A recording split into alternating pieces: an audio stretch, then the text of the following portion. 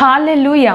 యేసే మనకు ఆశ్రయం అనే టీవీ కార్యక్రమాన్ని వీక్షిస్తున్న మీ అందరికీ నజరేయుడైన యేసుక్రీస్తు నామమున శుభములు. ఎలా ఉన్నారండి? దేవుడు తన రెక్కల చాటున మనల్ని భద్రపరిచి మరొక వారాన్ని మనకు అనుగ్రహించిన దేవాది దేవునికి సమస్తమైన మహిమ ఘనత ప్రభావాలు కలుగును గాక. ఈ యొక్క వారం కూడా ఆ గొప్ప దేవాది దేవుడు నీతో నాతో మాట్లాడాలని ఆశపడుతూ ఉన్నారండి. మొట్టమొదటిగా మనం ప్రార్థన చేసుకుందాం, మన హృదయాలను సిద్ధపరచుకుందాం. సర్వోన్నతుడా, సర్వాధికారి, సర్వశక్తిమంతుడా నీ కృపయ్య, పరిశుద్ధాత్మదేవా నీ కృప, ఆలోచనకర్త నీ కృప తండ్రి, నీ కార్యంతో నింపండి తండ్రి. సర్వశక్తిమంతుడా, మాతో నాతో అందరితో నువ్వే మాట్లాడండి అయ్యా. ప్రతిదీ నీ యొక్క అధికారంలోనికి తీసుకొని ప్రతి ఒక్కరూ నీ సన్నిధిని అనుభవించాలి దేవా. నువ్వు సహాయంను దయచేయండి. నీ గొప్ప కార్యంతో నింపండి దేవా. నీ నామ మహిమార్థము కాచి కాపాడండి. సర్వోన్నతుడా, సర్వశక్తిమంతుడా, నీ గొప్ప కృపను అనుగ్రహించండి. నువ్వే కాచి కాపాడండి, నిలబెట్టండి, నీ కృపలో వర్ధిల్లింపచేయండి. పరిశుద్ధాత్మదేవా, నీ సన్నిధి మేము అనుభవించాలయ్యా. సర్వశక్తిమంతుడా, నువ్వే సహాయంను దయచేయండి. మా అందరితో మాట్లాడి కేవలం నీ నామాన్ని మహిమపరచుకోదేవా. నజరేయుడైన యేసుక్రీస్తు నామమున అడిగి వేడుకొంచున్నాము తండ్రి. Amen, amen, amen. ఈ వారం మన యొక్క వాక్య ప్రసంగ అంశంగా యెహెజ్కేలు 34వ అధ్యాయము 16వ వచనం. తప్పిపోయిన దానిని నేను వెతుకుదును, తోలివేసిన దానిని మరలా తోలుకొని వచ్చేదను. మరొకసారి చదువుదామండి. యెహెజ్కేలు 34వ అధ్యాయము 16వ వచనం. తప్పిపోయిన దానిని నేను వెతుకుదును, తోలివేసిన దానిని మరలా తోలుకొని వచ్చేదను. ఈ వారం మన యొక్క వాక్య ప్రసంగ అంశము యేసయ్య తప్పిపోయిన మనలను వెతుకుచున్నారు. యేసయ్య తప్పిపోయిన మనలను వెతుకుచున్నారు. మనము ఈ లోకంలో అనేక సార్లు క్రైస్తవులుగా ఉంటూ తప్పిపోతాం కదా అండి, కదా. అనేక సార్లు ఆత్మీయ జీవితంలో అవిశ్వాసంలోనికి మనం వెళ్ళిపోతూ ఉంటాం. అలాంటి వారిని, అలాంటి మన జీవితాలను దేవుడు వెతుకుచున్నాను అని ఈరోజు జ్ఞాపకం చేస్తున్నారు. మనము చదివిన వాక్యంలో యెహెజ్కేలు 34:16లో తప్పిపోయిన దానిని నేను వెతుకుతాను, తోలివేసిన దానిని నేను మరలా తోలుకొని వస్తాను. ఆ 34వ అధ్యాయము 11 నుంచి 16 వరకు చదివినట్లయితే 11వ వచనంలో ఈ విధంగా ఉంటుంది. నేనే నా గొర్రెలను తీసుకొని వస్తాను. నేనే నా గొర్రెలను ఎక్కడైతే తప్పిపోయాయో, చీకటిలో ఉన్నప్పుడు, ఆ మబ్బుగా ఉన్నప్పుడు ఎక్కడైతే తప్పిపోయాయో మరలా వాటిని నేను సమకూరుస్తాను, వాటిని నేను సంరక్షిస్తాను, వాటిని నేను కాపాడతాను, వాటికి నేను గొర్రెల కాపరిగా నేను ఉంటాను అని ఆ దేవాది దేవుడు చెప్తున్నారు. యెహెజ్కేలు గ్రంథంలో దేవుడు తప్పిపోయిన గొర్రెల గురించి మాట్లాడడము అంటే తప్పిపోయిన తన యొక్క బిడ్డల గురించి మాట్లాడుతున్నారు. ఎందుకు దేవుడు తప్పిపోయిన వాటిని మరలా నేను తీసుకొస్తానంటున్నారు? మనము ఆయన బిడ్డలం కాబట్టి, ఆయన రక్తం ఇచ్చి దేవుడు మనల్ని కొనుక్కున్నాడు కాబట్టి. మీరు తప్పిపోయారు, అనేక సార్లు నా చేయి జారిపోయారు, అనేక సార్లు ఈ లోకం వైపు చూస్తున్నారు, అనేక సార్లు ఈ లోక ఆశల వైపు చూస్తున్నారు. తప్పిపోవడము అంటే ఏంటండి? తప్పిపోవడము అంటే ఏంటి? మనము ఒక మార్గంలో వెళ్తూ ఉంటాం, ఆ మార్గంలో ఎటు వెళ్ళాలో తెలియకపోతే ఆయన తప్పిపోయాడండి. ఆ యొక్క ప్రాంతానికి వెళ్ళి తప్పిపోయాడు. ఎందుకు తప్పిపోయాడు? తనకి ఎటు వెళ్ళాలో తెలియక తప్పిపోయాడు. మనము కూడా క్రైస్తవులుగా ఉంటూ దేవుడి మార్గంలో నడుస్తూ ఉంటాం, కానీ కొన్ని సమయాలలో, కొన్ని పరిస్థితుల్లో దేవుడిలో నుంచి తప్పిపోతాం, దేవుడి నుంచి దూరం అయిపోతాం. దేవుడు అదే చెప్తున్నారు. ఆ తప్పిపోయిన స్థితిలో ఉన్న ఆ యొక్క వారందరినీ మనలాంటి వారిని నేను వెదకుచున్నాను, తప్పిపోయిన దానిని నేను వెదకుచున్నాను. ఆ తప్పిపోయిన వాటిని మరలా ఎక్కడైతే తప్పిపోయారో నేను మరలా గుంపులోనికి, నా యొక్క బిడ్డల సమూహంలోనికి నేను వారిని తీసుకొస్తాను అని దేవుడు ఈరోజు చెప్తున్నారు. అసలు దేవుడు తప్పిపోయిన వారిని ఏ విధంగా దేవుడు కార్యం జరిగిస్తాడు, తప్పిపోయిన వారి కోసం దేవుడు ఏ విధంగా ప్రయాసపడతారు, అసలు దేవుడు మనల్ని బట్టి ఎందుకు తప్పిపోతున్నాము, మనము ఏ విషయంలో మనం తప్పిపోతున్నాం, దేవుడు మనల్ని బట్టి ఎప్పుడు సంతోషిస్తారు, అసలు మన జీవితాలు ఏ విధంగా ఉంటాయి, తప్పిపోయిన వారి ఎడల ఆయన ప్రేమ ఎటువంటిదో మనము 3 విషయాల్లో ఈ రోజు మనం నేర్చుకుందాం. మన యొక్క వాక్య ప్రసంగ అంశం యేసయ్య తప్పిపోయిన మనలను వెతుకుచున్నారు. మరొకసారి చెప్దామండి, యేసయ్య తప్పిపోయిన మనలను వెతుకుచున్నారు. మొట్టమొదటిగా నువ్వు దేవుని నుండి ఎందుకు దూరం అవుతున్నావో గ్రహించు కదా. అసలు నువ్వు ఎందుకు తప్పిపోతున్నావు, ఎందుకు దేవుడి నుంచి దూరం అవుతున్నావో గ్రహించాలి కదా. అవును కదా, మనం అనుకుంటాం అయ్యో ఒక కుటుంబం నుంచి మనం ఎందుకు దూరం అవుతాం, వారితో విరోధంగా ఉండడం బట్టి, వారితో మనం ఎక్కువగా మాట్లాడకపోవడం బట్టి, వారి మీద మనం కోపంగా ఉండడం బట్టి వారి నుంచి మనం దూరంగా ఉంటాం కదా. అలాగే మనకు కూడా మన జీవితాల్లో కూడా ప్రార్థనని నిర్లక్ష్యం చేయడం, వాక్యాన్ని నిర్లక్ష్యం చేయడం, అంతేకాదు ఈ లోక ఆశల మీద, ఈ లోకానుసారమైన ఆ జీవితం మీద ఎక్కువగా ఆసక్తి చూపడం వల్ల నువ్వు నేను దూరం అయిపోతాం. అది మనకి మొదటిలో చాలా చాలా చిన్నదిగా కనిపిస్తుంది. ఏముందులే, ఈ యొక్క ఆదివారమేకి కదా దేవుని సన్నిధికి వెళ్ళలేకపోయాను, ఈ యొక్క రోజే కదా నేను ప్రార్థన చేయలేకపోయాను, 2 రోజుల నుంచే కదా నేను వాక్యాన్ని చదవలేకపోయాను అని నువ్వు నేను అనుకుంటావేమో. అది కొన్ని రోజులకి ఏ విధంగా అయిపోతుందంటే, ఇంకా దేవుడి సన్నిధికి వెళ్ళాలి అంటే నీకు ఇష్టం లేని స్థితిలో, పూర్తిగా దేవుడికి దూరం అయిపోయే స్థితిలో ఉంటుంది. మనము ఒక్కరోజు ఆహారం తీసుకోకపోతే మన శరీరం ఎంతో నీరసంగా అయిపోతుంది కదా. మన ఆత్మీయ జీవితంలో మనము ఒక్కరోజు దేవుడితో గడపకుండా, దేవుడితో మాట్లాడకుండా మనం ఉంటే, రోజులు మనం ఉంటే ఎలా ఉంటుందండి మన ఆత్మీయ స్థితి? దేవుడికి దగ్గరగా ఉన్నట్ట, దేవుడికి దూరంగా ఉన్నట్ట? ఒక క్రైస్తవులుగాని చెప్పుకుంటున్నాము కానీ నిజంగా దేవుని దృష్టిలో ఆయనకి మనం దూరంగానే ఉంటున్నాం. అసలు నువ్వు దేవుడికి ఎందుకు దూరం అవుతున్నావో, నీ జీవితంలో ఏమి జరుగుతుందో నువ్వు గ్రహించుకోవాలి. ఒకప్పుడు నువ్వు దేవుడికి ఎంతో భయపడి ఇది దేవుడికి ఇష్టమా కాదా అని అన్న నిర్ణయంతో నువ్వు ముందుకెళ్ళేవాడివి. కానీ ఇప్పుడు ఎలా అయిపోయిందంటే నీ జీవితం ఏదైనా పర్వాలేదు, ఏ నిర్ణయమైనా నువ్వే తీసేసుకుంటున్నావు. ప్రార్థన లేదు, వాక్యము లేదు, దేవుడి యొక్క నడిపింపు లేదు, ఏమీ లేకుండా నీకు నువ్వే నిర్ణయాలు తీసుకొని ముందుకెళ్తున్నావు. దేవుడు మనతోనే మాట్లాడుతున్నారు. నువ్వు దేవుడికి దూరం అవుతున్నావని గ్రహించాలి. ఆ గ్రహింపు కలిగిన నీవు, ప్రభా నీకు దూరంగా ఉంటే నేను బ్రతకలేనయ్యా ఈ లోకంలో, నేను ఈ లోకంలో బ్రతికినా కూడా నాకు దుఃఖమే మిగులుతుంది, నిరాశే మిగులుతుంది, ఆ యొక్క నష్టమే కలుగుతుంది ప్రభా అని నువ్వు ఎప్పుడైతే దేవుడి వైపు తిరుగుతావో దేవుడు సంతోషిస్తాడు. ఆ జ్ఞానం మనకు ఉండాలండి. ప్రతిరోజు నేను దేవుడికి ఎందుకు దూరం అవుతున్నాను, ఎందుకు నేను ఒకప్పుడు మంచిగా ప్రార్థన చేసేవాడిని, ఏమున్నా లేకపోయినా దేవుడు ఉంటే చాలా అనుకునేవాడిని, కానీ ఇప్పుడు సమృద్ధిగా ఉన్నా కూడా దేవుడు లేకపోవడం వల్ల నా హృదయంలో ఎంతో అసంతృప్తి, నా హృదయంలో తెలియని లోటు అని నువ్వు గ్రహించుకొని దేవుడి వైపు తిరగాలి. ఈ యొక్క ఫస్ట్ పాయింట్లో చూసినట్లయితే దేవుడు నీ కోసం వెతుకుతున్నారు కదా. మనల్ని మనం అనుకుంటాం అయిపోయింది, ఇంకా దేవుడికి దూరం అయిపోయాను, నా జీవితం అయిపోయింది, ఇంకా నేను ఎప్పటికీ ఆయన దగ్గరికి వెళ్ళలేను. కానీ దేవుడే నిన్ను వెతుకుతున్నారు. ఎందుకంటే నువ్వు ఆయన బిడ్డవు కాబట్టి, నువ్వు ఆయన గొర్రెవు కాబట్టి. ఒక గొర్రెల కాపరి, ఆ లూకాసు వార్త 15:4 చూసినట్లయితే, మీలో ఏ మనుషునికైనను 100 గొర్రెలు కలిగి ఉండగా వాటిలో ఒకటి తప్పిపోయిన ఎడల అతడి 99ని అడవిలో విడిచిపెట్టి తప్పిపోయినది దొరుకునంత వరకు దానిని వెతక వెళ్ళడా కదా. ఆ గొర్రెల కాపరే, లోకానుసారంగా ఉన్న గొర్రెల కాపరే తన 99 గొర్రెలను వదిలేసి ఇంకొక గొర్రె కోసం, తప్పిపోయిన ఒక గొర్రె కోసం వెతకడా? అలాంటిది రక్తం ఇచ్చి నిన్ను నన్ను కొన్నాడండి దేవుడు. ఆయన స్వాస్థ్యం అండి, ఆయన కుమారులం అండి, మనం ఆయన కుమార్తెలం. అటువంటి మనలను తప్పిపోయావు, దేవుడి నుంచి నువ్వు దూరం అయిపోయావు. దేవుడు మనకి చెప్తున్నారు, నేను నిన్ను వెతుకుతున్నాను, నువ్వు ఎక్కడున్నావా, ఎక్కడ తప్పిపోయావా, నా వైపు ఎప్పుడు తిరుగుతావని నీ వైపే నేను చూస్తా ఉన్నాను. ఎలా అయితే ఆ 100లో 1 పోయినప్పుడు 99ని విడిచిపెట్టి ఆ గొర్రెల కాపరికి ఆ ఒక్కదాని మీదే ధ్యాస ఉందో, ఒక్కదాని కోసం వాటన్నిటిని విడిచిపెట్టి ఎక్కడెక్కడో వెతుకుతున్నాడో, నిన్ను కూడా ఎప్పుడైతే నా వైపు తిరుగుతావా, ఎప్పుడు నా వైపు తిరుగుతావా అని దేవుడు వేచి ఉన్నాడు, నిన్ను వెతుకుతున్నాడు. ఇంకా ఆలస్యం చేస్తున్నావా, ఇంకా దూరం అయిపోతున్నావా? అయ్యో, నేను ఒకప్పుడు ఎంతగానో ప్రార్థన చేసేదాన్ని, ఎంతగానో ప్రార్థన చేసేవాడిని, ఎంతగానో వాక్యం చదివేవాడిని. ప్రతి నిర్ణయం తీసుకునేటప్పుడు ప్రార్థన లేకుండా నిర్ణయం తీసుకునేదాన్ని కాదు, కానీ ఇప్పుడు దేవుడి నుంచి నేను దూరం అయిపోయాను.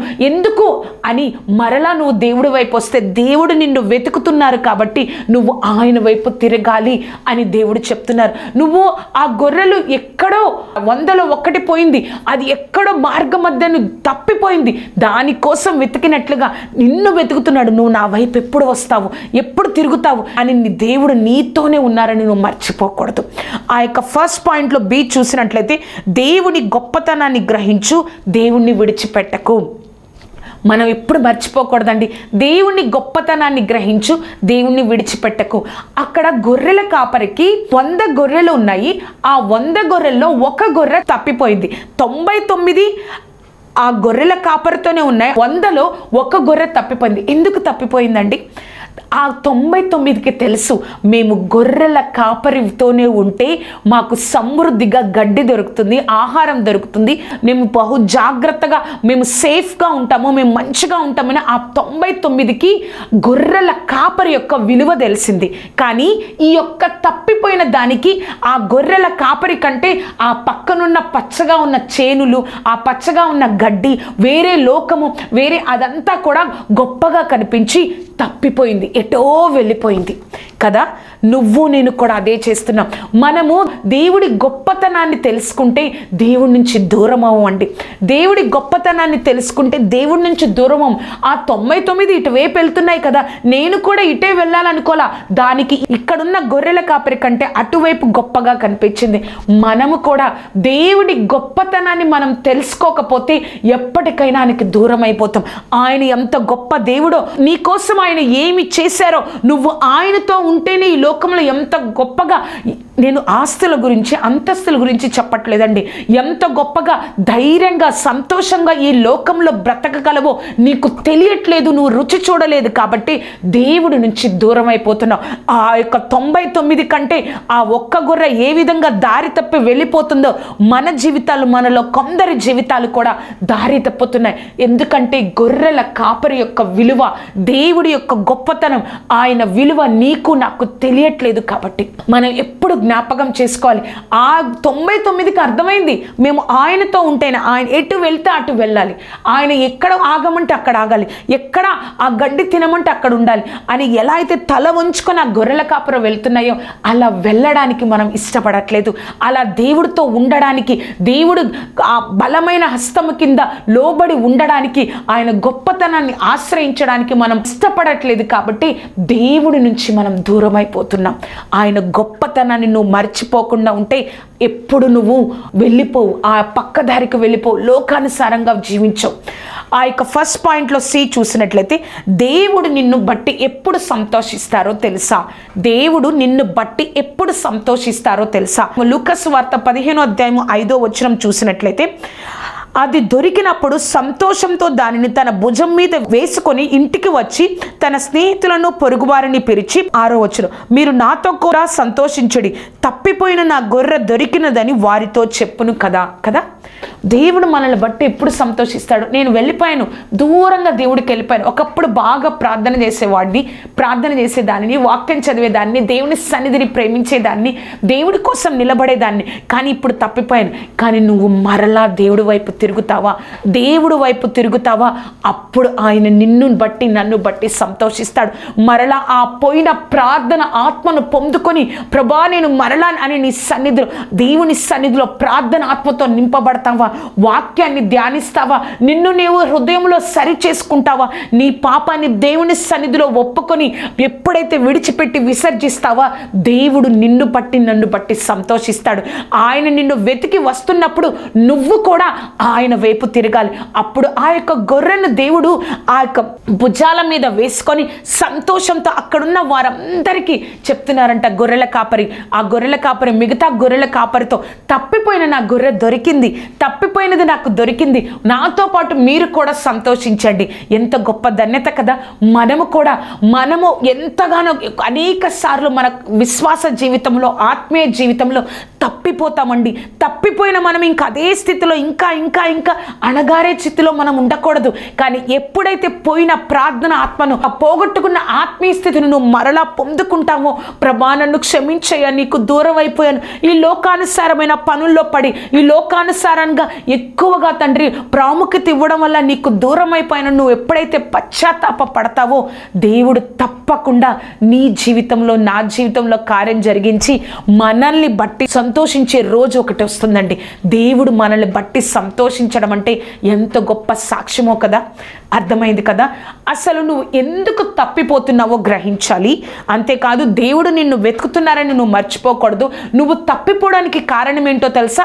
ఆ గొర్రెల కాపరి యొక్క గొప్పతనం తెలియక ఆ గొర్రె ఏ విధంగా తప్పిపోయిందో, నువ్వు కూడా దేవుడి గొప్పతనాన్ని తెలుసుకోకుండా లోకం వైపు వెళ్ళిపోతున్నావు. ఆ ఫస్ట్ పాయింట్లో సి చూస్తే దేవుడు దేనిని బట్టి సంతోషిస్తారంటే, మరలా నువ్వు తప్పిపోయిన నువ్వు ఆయన యొక్క శక్తి మీద ఆధారపడడానికి, నేను నీ శక్తి తెలియక ఈ పని చేశానయ్యా, ఈ పాపం చేశాను, నేను పశ్చాత్తాప పడుతున్నానని ఆయన సన్నిధిలో నువ్వు ఎప్పుడైతే ప్రార్థన చేస్తావో దేవుడు కార్యం చేస్తారు. ఆ యొక్క వాక్య ప్రసంగాంశంలో సెకండ్ పాయింట్ చూసినట్లయితే, ఆత్మీయ జీవితాన్ని నిర్లక్ష్యం చేస్తున్న నిన్ను దేవుడు వెతుకుతున్నారు. ఆత్మీయ జీవితాన్ని మనం అనేక సార్లు నిర్లక్ష్యం చేస్తాం.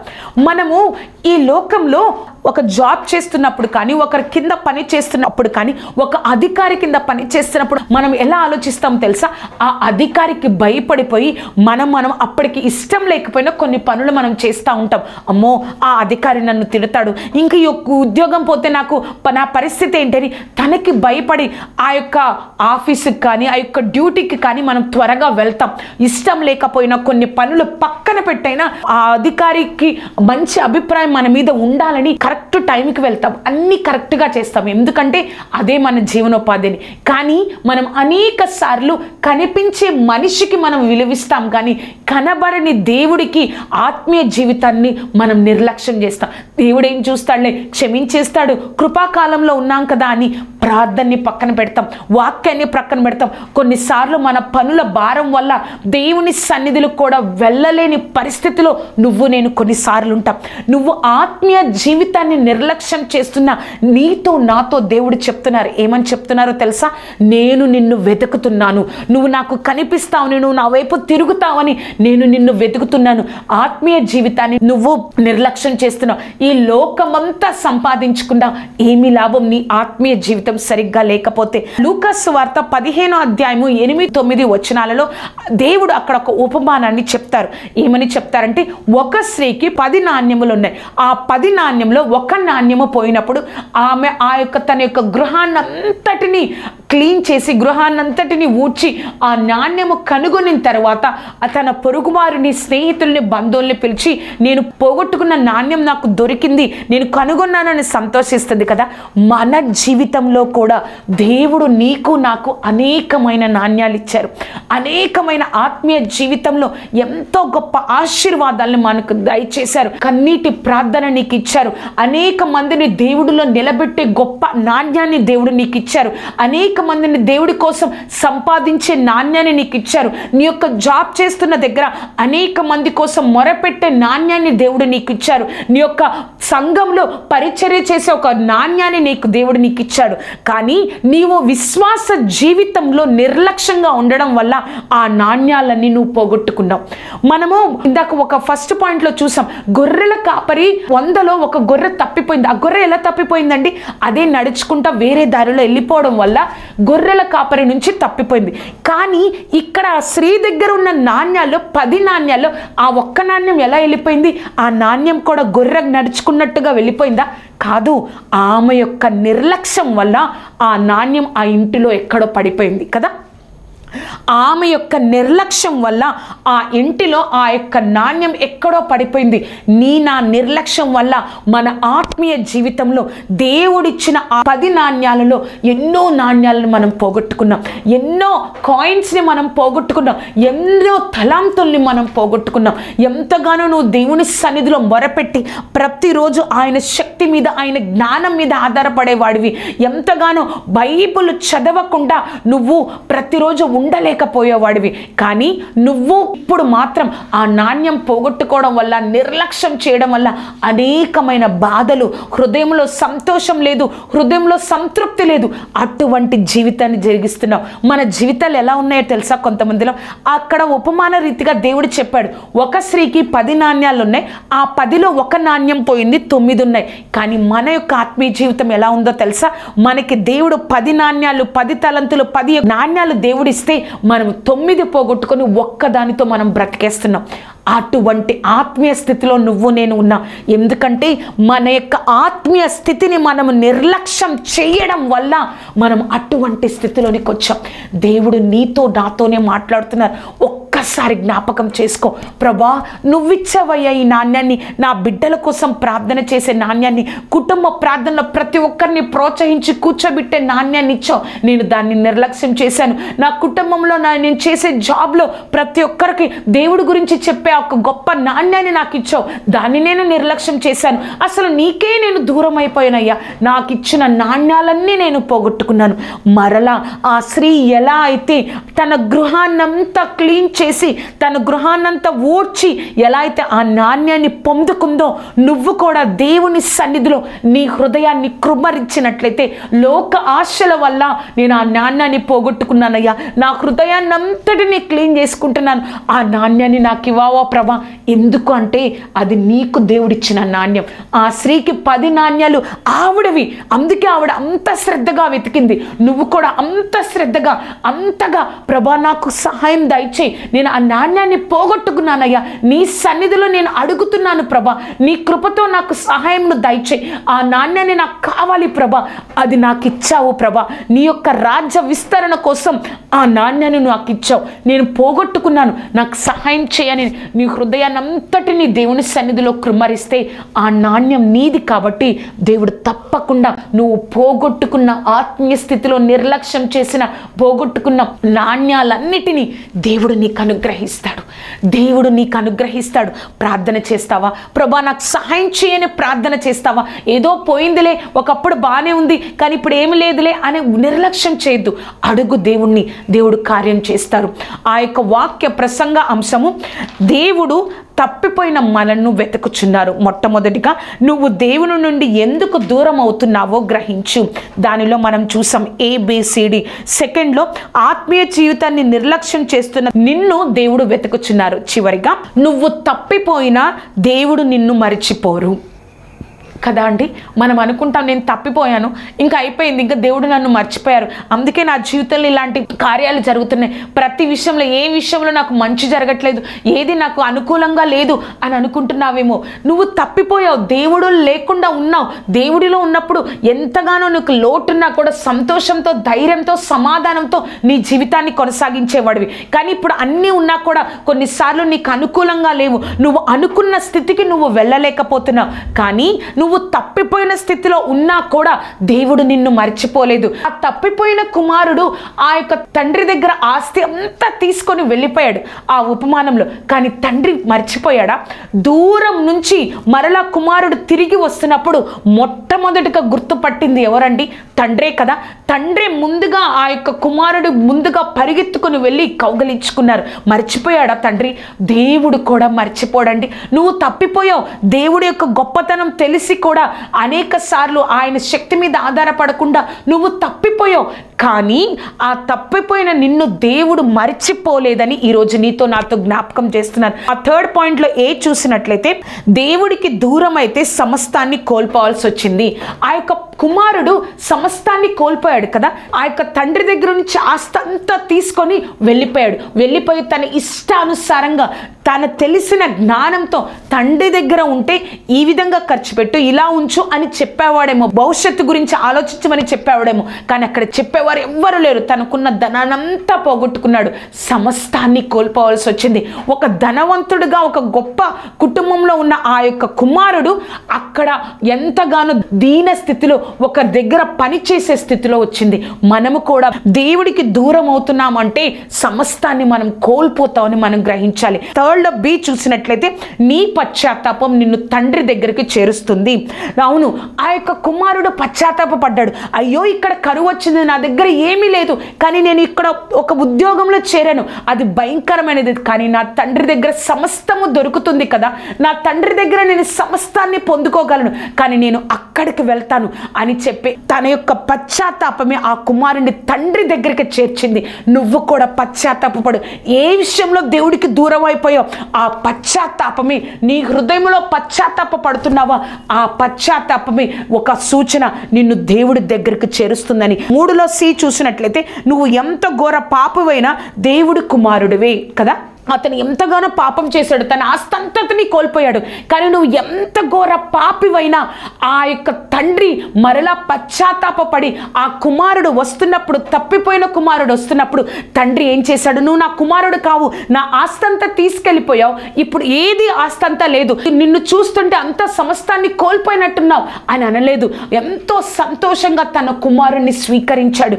నువ్వు కూడా ఎంత ఘోర పాపంలో ఉండి తప్పిపోయి ఘోర స్థితిలో ఉన్నా కూడా, ఒకప్పుడు ఎంతో గొప్ప ఆత్మీయ స్థితి, కానీ ఇప్పుడు తప్పిపోయి భయంకరమైన ఘోర స్థితిలో నువ్వు ఉన్నా కూడా దేవుడు నీతో చెప్తున్నారు, నువ్వు ఇంకా నా కుమారుడివే, నిన్ను కూడా నేను రక్తం ఇచ్చి సంపాదించుకున్నాను అని దేవుడు చెప్తున్నారు. అర్థమైంది కదా. తప్పిపోయిన మనలను దేవుడు వెతుకుచున్నారు. ఆయన వైపు తిరుగుదామా? ప్రార్థన చేసుకుందాం. సర్వోన్నతుడా, సర్వాధికారి, సర్వశక్తిమంతుడా, నీకు వందనాలు. ఆశ్చర్యకరుడా, అద్భుతకరుడా తండ్రి, నాతో మాతో మాట్లాడిన దేవా, ఆశ్చర్యకరుడా, నీ కృపతో మమ్మల్ని నింపండయ్యా తండ్రి.